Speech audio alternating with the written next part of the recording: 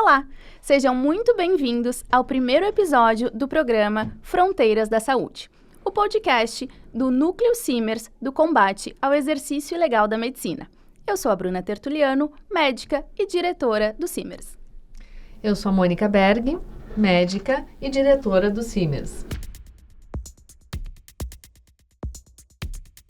Hoje temos a honra de iniciar o nosso podcast recebendo o presidente do Sindicato Médico, Dr. Marcelo Matias. Estou muito feliz de poder estar aqui. Esse é um programa extremamente importante para nós, é um núcleo extremamente importante. E é um núcleo que conversa não apenas com os médicos, mas com a sociedade. Portanto, a gente tem uma forma de contato com a sociedade, é muito importante. Tenho muito orgulho de poder estar participando desse primeiro programa. Muito obrigada pela tua presença aqui. E o nosso tema hoje, então, ato médico, né?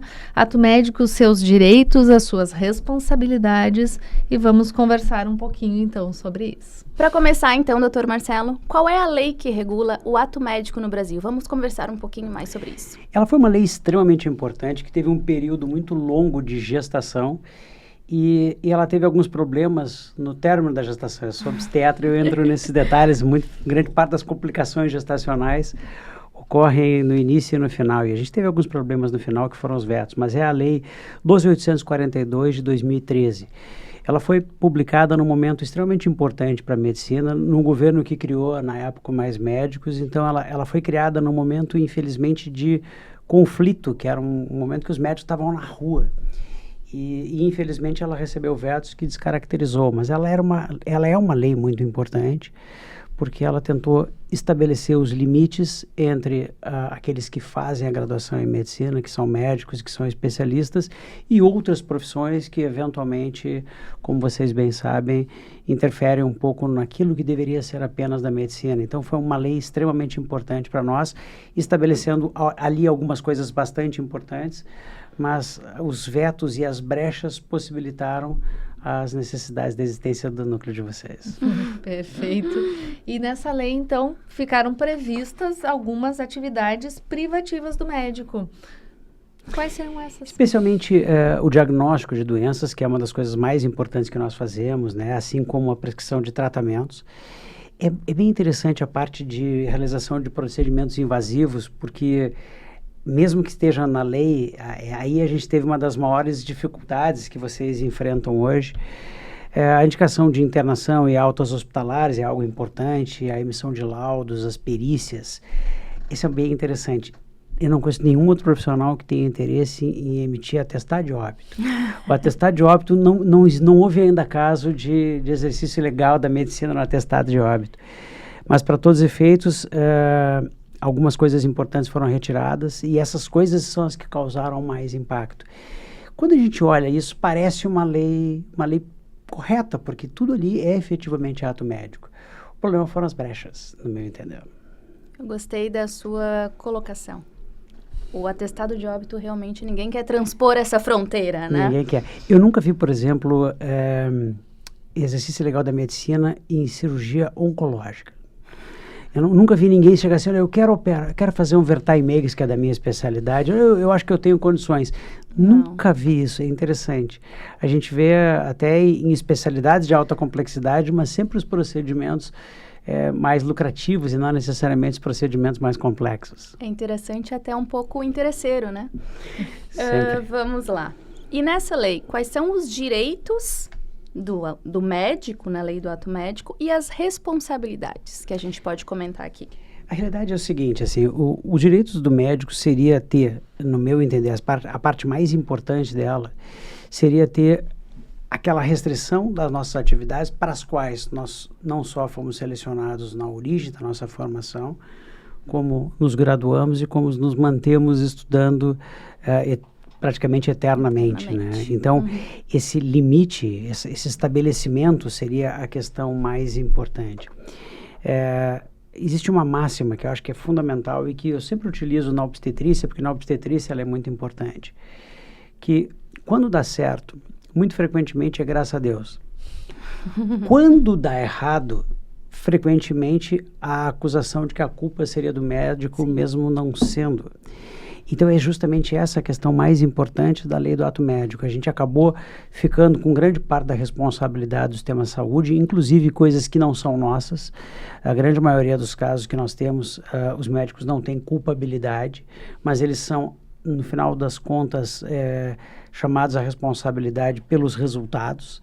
E nós só deveríamos ser chamados à responsabilidade por negligência, imperícia e imprudência. Mas muitas vezes o sistema é negligente e o médico acaba sendo acusado. O sistema tem várias questões de imprudência, nós sabemos como é que funciona a administração e o médico é o responsabilizado. Então, ele nos deu, de alguma forma, uma resguarda para alguns procedimentos, mas ele não tirou a parte mais complexa da medicina, que é acabar sendo responsável por todo o sistema, quando na prática ela não é.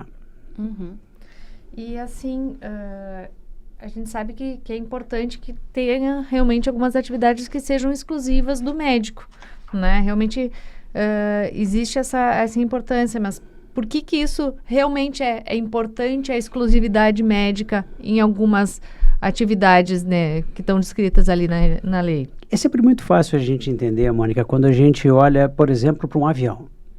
Porque eu nunca vi, por exemplo, exercício ilegal de pilotagem de avião Boeing. Eu nunca vi isso. Porque ninguém diz assim, eu vou pilotar aqui o avião. Então, quando a gente estabelece para um avião que o piloto tem que ter uma formação específica, uma capacidade física, uma capacidade mental, ela não pode estar sob efeito de determinados fármacos e assim por diante, a gente está buscando o quê? A segurança de toda a tripulação. No ato médico é exatamente a mesma coisa. Quando eu garanto que o médico, que é o indivíduo que tem a formação adequada para executar aqueles procedimentos, o execute, a gente não vai garantir necessariamente um bom resultado, porque ninguém na medicina tem 100% de resultados bons. Mas a gente vai garantir que a formação e a capacitação daquele médico seja mais adequada para a execução daqueles procedimentos naquele momento. E, portanto, a gente está oferecendo essencialmente não o direito do médico. O que a gente está oferecendo é qualidade da assistência e segurança para a população. Sem garantir resultado, porque nós não temos condições de garantir resultado, mas sem dúvida alguma, da mesma maneira que eu só entraria num avião pilotado por um piloto que tenha formação, eu não entraria num procedimento médico que não fosse pilotado por um médico. E o termo não é gratuito, ele precisa ser pilotado pelo médico, apesar de que nós vamos ter uma equipe multidisciplinar que vai ser fundamental. Eu trabalho em bloco cirúrgico, eu preciso de todos os profissionais que estão lá, todos são importantes. Entretanto, não existe como a gente ter um bom resultado num procedimento médico sem um médico. E quando eu falo isso para quem está nos olhando, eu digo que parece que é uma loucura o que eu falei, num procedimento médico sem o médico.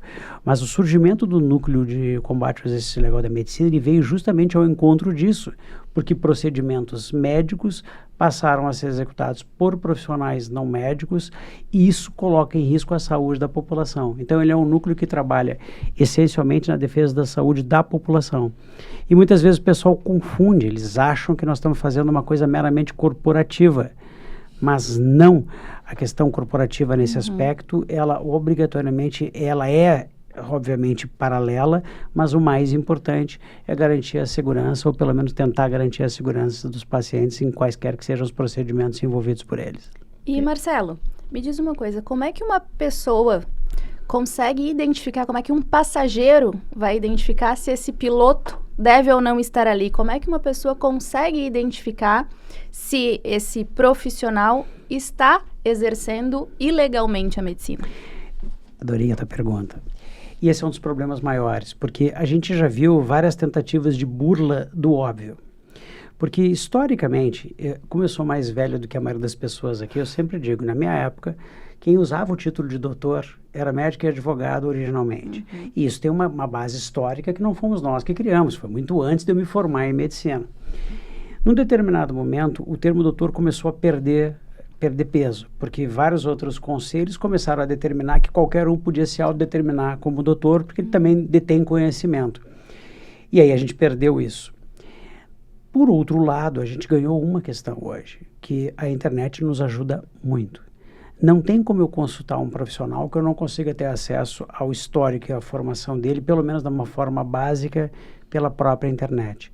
E a gente viu várias tentativas de burla disso. A mais clássica do Rio Grande do Sul, no meu entender, foi o caso de um optometrista que se apresentava como oculista, porque ele não era oftalmologista. Mas era oculista. Então ele criou uma divergência do vocabulário que não existe. Oculista é um oftalmologista, uma forma distinta de tratamento. Mas ele se autoproclamou como um oculista, porque aí supostamente ele não era um oftalmologista. Estava na fronteira. Atender. Ele estava na fronteira, exatamente. Então isso acontece muitas vezes. Então ele se autodeclara como especialista, por exemplo, em estética, uma área que é muito invadida por qualquer profissional. E vira e mexe, os próprios conselhos trabalham nesse sentido, porque eles fazem normativas autorizando os profissionais mais diversos a fazer a parte estética. Parece que não tem complicação, né? Porque todos eles só botam nas suas redes sociais os bons resultados. E bom resultado até eu que não tenho formação conseguiria em algum momento. O grande problema são as complicações. E para todos os efeitos, a gente tem que olhar qual é a formação do profissional. E, portanto, para quem está me assistindo, se você vai fazer um procedimento, especialmente um procedimento invasivo, não faça sem saber qual é o profissional que você está dispondo da sua saúde. A gente não pode fazer isso. A gente só pode fazer com quem tem uma formação adequada. E uma pergunta fundamental, Bruna, que deve ser feita. Se der certo, não tem problema. Porque quando dá certo, o assunto está encerrado. Se der errado, será que esse profissional conseguirá enfrentar a complicação do seu próprio procedimento? Será que eu não vou ter que buscar aí um médico numa porta de emergência para fazer a correção? Exatamente. Porque o grande problema é que os raciocínios são feitos, na sua grande maioria, nos bons resultados. Porque no Instagram só tem bom resultado. Vocês têm uma experiência maior na área do que eu. Alguém vocês já viram colocando, meus maus resultados estão aqui, a página dos meus maus resultados. Alguém já fez isso? Eu desconheço. E, Marcelo, existe um congresso para corrigir maus resultados, não é isso? Isso é bem interessante. Nós teríamos, na verdade, e vocês têm mais experiência disso do que eu, mas eu vivenciei muito no início, porque quando a gente criou o núcleo de combate ao exercício legal, a nossa ideia, e a Mônica vai se lembrar bem disso, é de que nós entraríamos com toda uma base técnico-cirúrgica, jurídica e de resultado no Ministério Público ou na Justiça, e a resposta seria óbvia. Esse procedimento é feito por alguém que não tem a formação, nós temos aqui um resultado, seja qual ele que seja, e nós temos uma ilegalidade. E nós ouvimos muito a ideia de que, não, isso é uma coisa corporativa, na verdade vocês estão querendo reserva de mercado, e afinal de contas, talvez a maioria dos pacientes não tenha tido complicações. E por isso a gente precisaria, da mesma maneira que tu disse, do Congresso, para legislar adequadamente sobre isso, a gente precisaria do Judiciário de uma forma adequada para tirar um pouco aquela ideia de que isso é uma coisa corporativa, mas trazer um pouco de retorno à saúde da população. Porque eu tenho certeza que nenhum desses que deu esse tipo de opinião, dizendo que era algo corporativo, aceitaria entrar num ônibus que fosse, se o motorista não tivesse a carteira de habilitação adequada. Imagina no avião. Exatamente. E um comentário ainda sobre o anterior. Eu escutei ontem uma informação que o Instagram tem cerca de 95% de informações falsas, né? Então é assustador isso, né? Realmente tem muita coisa. Acho que essa pesquisa ela precisa ser bem em órgãos que tenham a informação real, né? Por exemplo, no médico a gente tem o Conselho Regional de Medicina, né? Todos os médicos vão ter o seu nome, seu CRM e a sua situação dentro do site do Conselho. É facílimo fazer isso. E o próprio sindicato ajudaria. Nós temos ali uma página onde qualquer paciente, ou pelo menos, não precisa ser um paciente, mas qualquer pessoa interessada no procedimento pode perguntar para a gente vai fazer a busca para orientar melhor. Então, como é que tem sido a atuação do CIMERS nessa questão do combate ao exercício ilegal da medicina? Aqui no Rio Grande do Sul ou até fora do Rio Grande do Sul, a gente tem como atuar fora também? A gente atua só aqui? Eu tenho muito orgulho pelo nosso núcleo. Eu estou diante delas, então parece que eu estou falando para elas. Não, eu estou falando que eu tenho orgulho mesmo. Porque ele foi o primeiro núcleo sindical criado para combate ao exercício ilegal no país. E, de alguma forma, ele estabeleceu o mecanismo mais adequado, né? A Mônica vai se lembrar bem, a gente criou uma pessoa que recebia todas as denúncias, ele passava para dentro do núcleo e aí ele era separado, parte era jurídica, parte era política, todo o núcleo atuava e a gente ia nos locais. A partir disso, no meu entender, a gente criou um padrão e ele foi repetido em vários locais do país. Eu não posso dizer que nós somos vitoriosos. Eu tenho que dizer que nós somos guerreiros. Mas vitórias são outro assunto. Nós ganhamos e perdemos como qualquer coisa dentro do sindicato. Mas nós sempre lutamos. E mais importante do que isso, nós chamamos a atenção para um assunto. Eu acho que nós temos relevância, inclusive científica, de participar de congressos científicos, ser chamado para falar sobre isso. E a nossa ação ela vai certamente romper fronteiras no momento que nós temos hoje uma ação em Brasília maior, porque grande parte dos nossos problemas, eles surgem e podem ser terminados em Brasília. Então, nós temos várias ações, seja jurídicas, inclusive ganhamos recentemente uma ação pelo Núcleo de Combate ao Exercício Legal em relação ao Conselho no caso ali foi o Conselho de Farmácia, mas a gente também tem a propositura de leis sempre nesses casos no Congresso Nacional. Esse é um pequeno problema. Se a gente conseguisse fazer leis que fossem municipais ou estaduais, seriam mais fáceis. As leis para exercício legal, como trata-se de uma lei federal, que é a lei do ato médico, elas obrigatoriamente têm que ser feitas no Congresso Nacional e essa é uma dificuldade que nós temos. Por isso nós precisamos ter um número grande de representantes lá. Esse é um outro assunto que nós estamos trabalhando. Então, na sua visão, o que ainda falta para combater de forma mais efetiva isso? Eu acho que é o seguinte, em primeiro lugar, nós precisamos... Tem um livro muito interessante, ele foi feito um filme, o filme não chega aos pés do livro, mas eu recomendo que todos leiam, chama-se Precisamos Falar sobre Kevin. Vocês já ouviram falar nesse livro? Já ouvi falar. É um livro absolutamente brilhante, é um livro problemático, quem começa a ler não consegue parar de ler, porque ele é daqueles livros que te sequestra, é completamente fora. Eu li ele, assim... Se não me engano, em menos de 24 horas, porque era impossível parar, eu avancei a noite lendo. Então, nós precisamos falar sobre o assunto exercício legal da medicina. Então, a primeira coisa é trazer a luz sobre o assunto e torná-lo público para que as pessoas entendam. Eu tenho um sentimento de que fora da nossa bolha, as pessoas nem percebam que há um exercício legal da medicina.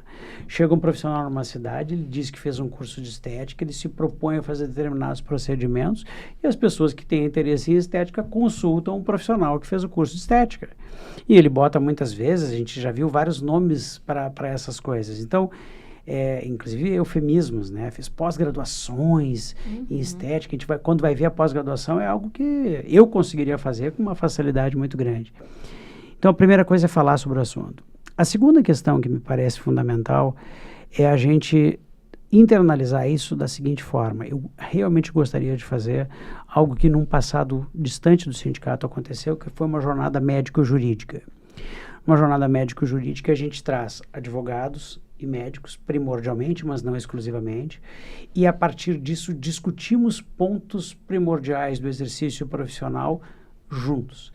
Ele é extremamente importante porque a gente traz desde a promotoria, juízes, desembargadores, mas traz também parte da população, nossos conselhos e os próprios médicos para conversar sobre esse assunto.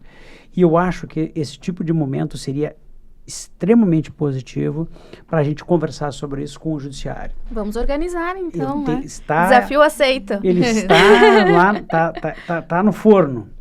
Além disso, além da questão do exercício legal, de convencimento do judiciário, nós temos que conversar sobre esse assunto com o legislativo. Porque o legislativo é quem vai ter o poder de fazer as regras adequadas para que os limites sejam melhor estabelecidos. Porque, no meu entender, parte do nosso sofrimento vem pelos vetos da lei do ato médico que possibilitaram trampolins para se ampliar a ação de outras profissões, muitas vezes em situações de risco para os pacientes. Então, a gente precisa fazer algo que passa por tudo. Se a gente olhar, ele não passa tanto pelo governo, mas passa em vários aspectos. Existem várias normativas do próprio governo autorizando profissionais não médicos a fazer diagnóstico e tratamento. então isso é importante, mas passa pelo judiciário e passa pelo legislativo. Portanto, a nossa ação tem que ser em todos os poderes, é algo muito mais amplo do que parece, e, portanto, ele sai da bolha do sindicato e adentra a sociedade. E Marcelo falou do judiciário, do legislativo, do colocar e explicar para a população, e dentro da classe médica, qual a importância da união da classe médica para combater o exercício ilegal? De novo, vou te agradecer pela pergunta. O sindicato ele é um indutor da própria classe médica. Nós sozinhos, a gente se perneia bastante. Eventualmente, a gente ganha na justiça. Mas quando a gente tem posições de maior conflito, a gente só consegue ter vitórias quando a categoria vem conosco. Então, aquilo que o judiciário consegue resolver, a gente consegue fazer independentemente, mas eventualmente a gente precisa da categoria. Se todos os médicos tivessem a visão do tamanho da importância disso e imaginassem da forma que eu imagino, ou da forma que eu enxergo, não é nem imaginário, que em algum momento todos nós seremos tocados, todos poderiam participar junto com seus próprios pacientes da conscientização para a importância da questão do ato médico. O problema, no meu entender, é que como ele fica segmentado em algumas especialidades primordialmente, dentro dessas especialidades ele se transforma em algo importante. Para outras, ele não tem uma importância maior, então ele acaba não entrando na parte da anamnese ou da nossa conduta com nossos pacientes, a gente não conversa sobre isso. Mas a minha especialidade tem bastante isso, muito. Tanto que a gente fez um núcleo específico de obstetrícia para isso. Das especialidades que são, no meu entender, atacadas no seu ato médico, várias atuam isoladamente, então a gente vê isso na dermato, no oftalmo, na cirurgia plástica, a gente vê isso acontecendo em algumas áreas. Mas eu realmente acho que os médicos como um todo deveriam ter isso como uma bandeira primordial, porque o ato de enxergar o futuro possibilita a atuação anterior. Então a gente estaria fazendo aqui, juntos, todos nós, a prevenção de algo que irá acontecer. Porque mais tarde a gente vai ter o vencimento dessa fronteira. A gente já teve quando médicos que não tinham CRM atenderam no Brasil como se nada acontecesse. Esse movimento ainda não acabou. A gente tem dentro do Congresso a criação de uma frente parlamentar de médicos que não têm revalida para conseguir o seu diploma. Imagine isso no futuro, onde a gente vai ter um exame de proficiência. Imagine isso no futuro, quando a gente vai ter outros profissionais que vão dizer que fizeram um curso maravilhoso talvez de 1 ano, numa determinada área, querendo executar os atos exclusivos de médicos. Como eu digo, parece muito corporativo, não é. Os resultados serão claros. Nós vamos ter, como existe na minha área, aumento de mortalidade com determinados atos executados por não médicos. A gente já enxerga isso, né? Em algumas profissões a gente já enxerga isso. Claramente. Bom, nossa conversa está ótima, mas a gente tem que chegar num fim, né? Então, para mensagem final, Marcelo, que mensagem tu gostarias de colocar para os médicos e para a população também a respeito dessa nossa conversa aqui de ato médico, né, as responsabilidades e os direitos dos médicos também? Eu quero dizer para todos que estão nos assistindo, para potenciais pacientes de profissionais não médicos, não façam nenhum ato para o qual o profissional que você selecionou não tem uma formação para lidar com o ato e com as respectivas consequências. Pesquise, pense com muito carinho com o que você vai expor a sua própria saúde. Muitas vezes para procedimentos que não são decisões de vida ou morte, mas são questões meramente de escolhas pessoais. Para nós médicos, nós precisamos nos unir em torno, especificamente aqui no sindicato, do Núcleo de Combate ao Exercício Ilegal da Medicina. Ele é um núcleo que atua diretamente no ato médico, ele não é um núcleo de especialidade, ele não atua no ganho do médico, como as diretorias regionais fazem, ele não atua diretamente nas questões individuais de médico, como o nosso jurídico faz, ele atua na defesa da nossa profissão. Porque quando a gente está defendendo o ato médico, nós estamos defendendo a nossa profissão. E muitos de nós, eu posso falar, eu tenho uma filha que está estudando medicina. Então, do futuro da minha filha vai depender o trabalho de vocês, ela depende do trabalho de vocês. Justamente por isso, para mim, eu tenho muito orgulho de ver e acompanhar o trabalho, de fazer o que for possível para dar condições para que vocês exerçam da melhor forma possível a missão que lhes foi confiada e lutar sempre para que a gente possa proteger a nossa profissão. Porque, sim, parece que é só corporativo, mas não. Defender o ato médico é defender a saúde. Muito obrigada, Dr. Marcelo, nosso presidente. Foi muito importante, muito esclarecedor esse papo aqui hoje. Muitíssimo obrigado. Tenho muito orgulho pelo trabalho de vocês e vamos continuar juntos. Eu acho que foi um bate-papo fundamental para a gente entender toda essa questão de uma lei, né? Do ato médico em si, não só da lei, mas da atividade médica. A gente entender um pouquinho sobre isso, as fronteiras que ela tem, né? Isso realmente foi muito esclarecedor. Muito, muito obrigada mesmo. E vamos fazer de tudo para a gente cada vez mais conseguir chegar em resultados positivos no combate ao exercício ilegal da medicina. E para obter mais conhecimento sobre isso, acompanhe o nosso programa das meninas, que é o Fronteiras da Saúde. Certamente daqui vai sair muito conhecimento e vocês vão estar protegidos de eventuais procedimentos inadequados. Muito obrigado. Obrigada. Nós que agradecemos.